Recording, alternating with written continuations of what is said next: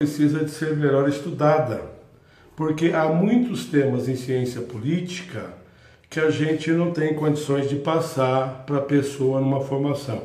Aliás, todos os nossos deputados, senadores e dirigentes aí do Poder Executivo nas esferas municipal, estadual e federal, o legislativo também nessas esferas, e mais os juízes deveriam conhecer muito bem de política, porque exerce de certa forma esse cargo em decorrência do poder do Estado. A divisão dos poderes aí, porque política está relacionada ao exercício do poder e o judiciário exerce esse poder. Então é preciso chamar atenção para o lado político dessas ocorrências. Nós temos então aqui, na apresentação desse curso de ciência política, uma introdução que fala sobre os estudos políticos, os grandes pensadores políticos, a importância do estudo do Estado e da política, certo? Qual que é a finalidade do estudo de ciência política? A ciência política, então, no singular, acaba estudando o quê? Todas as relações integradas com o poder. Isso é por demais interessante, essas relações integradas com o poder. A teoria geral do Estado era uma forma mais branda de se estudar a ciência política. Eu digo mais branda por quê? Porque ela não permite a evolução, o desenvolvimento, a passagem do conhecimento que autorize a pessoa a fazer uma análise política. Em regimes ditatoriais é expressamente proibida as aulas de ciência política. No Brasil, nós só tínhamos o quê? Educação moral e cívica, estudos dos problemas brasileiros, isso na universidade, nos cursos. Então, havia um direcionamento do estudo. E ao invés do curso de Direito de Ciência Política, nós tínhamos a teoria geral do Estado, que é uma situação mais estática, que dá um estudo de posicionamento de muitos estados, mais preocupado com as classificações e a parte conceitual. Não dá o quê? A dimensão do estudo de cada poder, a sua finalidade, as suas articulações, as relações entre os poderes. Então nós temos que estudar também a sociedade. Por que a sociedade é importante? Os poderes, a sociedade é composta por sociedades políticas, onde se exerce o poder. Um clube, um sindicato, uma associação tem um dirigente, isso é política, é uma sociedade aí de natureza política, porque tem o poder a ser exercido. E nós temos os grupos formados pelos indivíduos que se relacionam com o poder. Isso é interessante, então, ser estudado na sociedade, o poder social, a ordem social, certo? Como que funciona isso daí? O Estado, então, o Estado é o objeto do estudo, as formas do Estado, a organização do Estado. Nós pregamos aqui uma mudança do Estado brasileiro com relação aos poderes, certo? Uma reclassificação dos poderes e uma divisão do Estado em termos de dimensão, acabando com algumas unidades federadas e unificando. Por que acabar com as unidades federadas?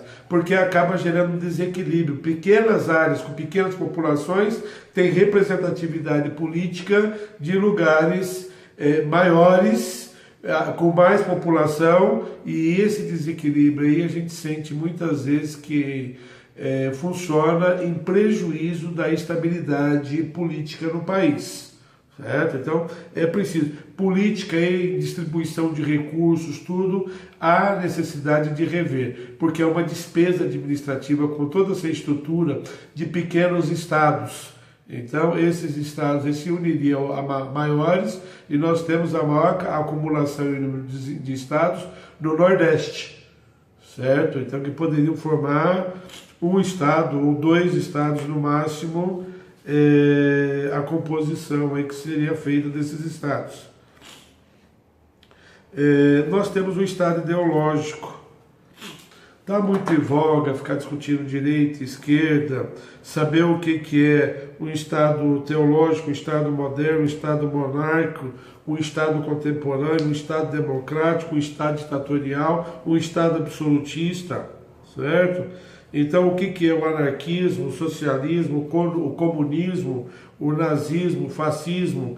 É interessante a gente estudar essas linhas aí do Estado ideológico. E, em terceiro lugar, a gente estudar os elementos do Estado de forma política, não a composição do território, mas a população, a geografia, as possibilidades para aquele Estado ali. O povo, o estudo do povo brasileiro é interessante, há muitos não se faz mais o estudo do povo brasileiro, essa realização do estudo do povo brasileiro. O poder estatal. O poder estatal, a gente vem discutindo esse poder estatal aí, a sua divisão, a sua classificação, a relação com o poder social, com os grupos sociais e a própria personalização do poder num deputado, num senador. Isso precisa de acabar, certo? O órgão é o Congresso Nacional e seus elementos, os seus componentes, compõem uma única força. A outra força é do poder executivo e a outra força do poder judiciário.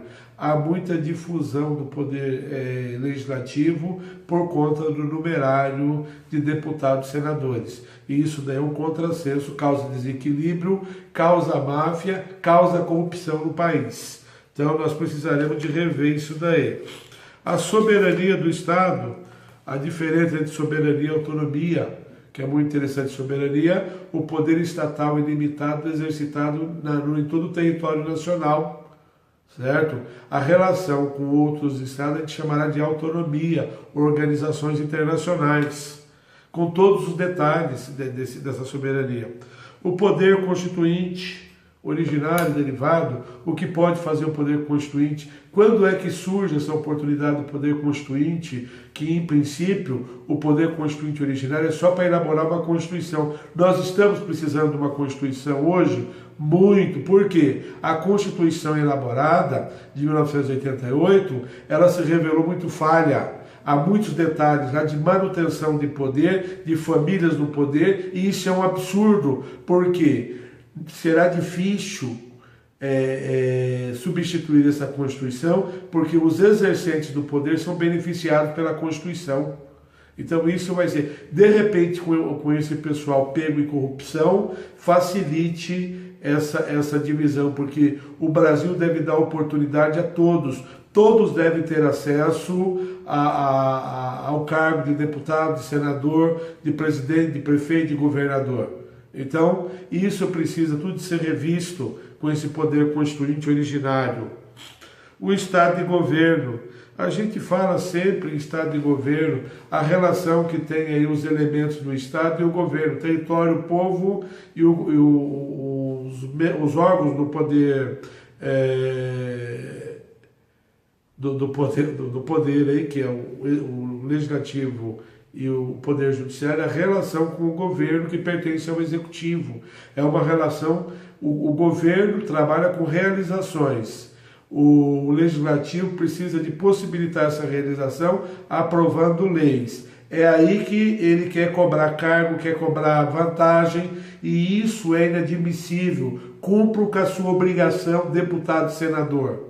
Você não tem direito a receber um centavo, receber uma vantagem. Analise se o projeto se mostra importante para o Brasil, para os brasileiros. E aí sim, vote. Certo? Então a gente precisa de rever isso daí. O sufrágio. Como que é o voto no Brasil? Como que é o voto? Como que é para acessar os cargos políticos? Está muito difícil para acessar os cargos políticos. Então tudo isso vai precisar de ser revisto numa visão da ciência política. Como também os partidos políticos. O partido político no Brasil, seja lá qual for, ele não tem ideologia, não tem esquerda, não tem direita. O que existe é um bando de revoltados por estarem fora do poder, outro bando que vota em conformidade com quem estiver no poder, outro bando que está no poder, certo? Dividir por bandos assim, por quê? Porque eles não têm ideologia, na verdade é um conjunto de pessoas. Isso daí precisa de ser mudado. A gente precisa de acreditar na ideologia, porque conhecendo a ideologia do partido de quem estiver no poder, nós estaremos sabendo qual é o rumo que está sendo dado ao país. E isso não existe no Brasil.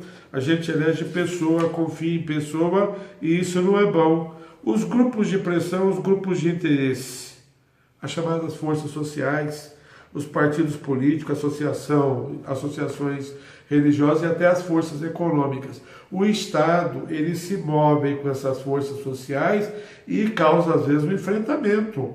Quando ela não está apoiando, ela pode estar do lado neutro ou pode estar afrontando. Então, essa situação aí é complicada, principalmente pelo poder executivo, que acaba enfrentando essas forças e algumas pessoas que são colocadas para fazer essa frente aí, certo?